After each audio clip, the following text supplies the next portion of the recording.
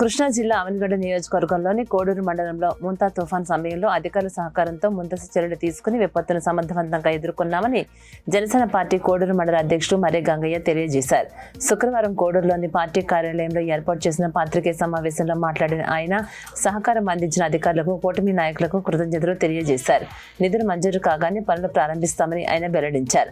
అలాగే పునరావాస కేంద్రాలకు చేరుకున్న తీర ప్రాంత వాసులకు ప్రభుత్వం నిత్యావసర సరుకులతో పాటు ఒక్కొక్కరికి 1000 రూపాయలు చెప్పిన ఆర్థిక సాయం అందజేస్తోందని వివరించారు.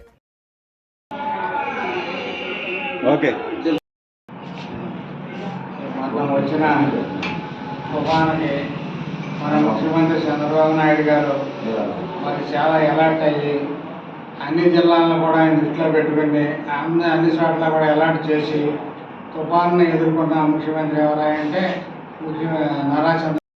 పంటలు పరిశీలించి వెళ్ళారు. కొందరు ఏంటంటే అక్కడ జరిగిన పరిస్థితులను బట్టి ఎమ్మెల్యే మన అందరి నాయకులు వేరు, మన అధినాయకుడుకున్న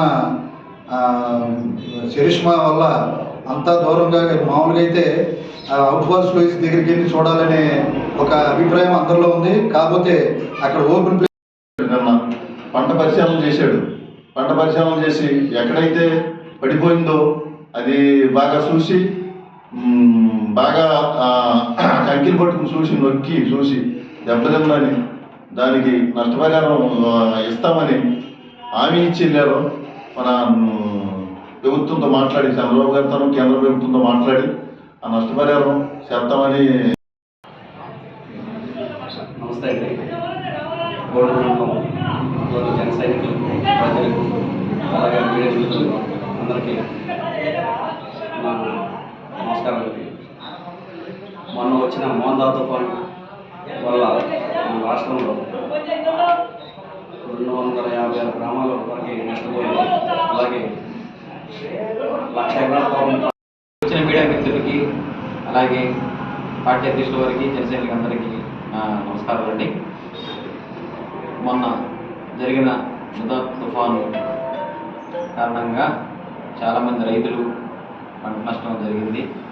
అలాగే గవర్నమెంట్ అధికారులను అప్రమత్తం చేసి కోడూరు పునరావాస కేంద్రాలు ఏర్పాటు చేశారు.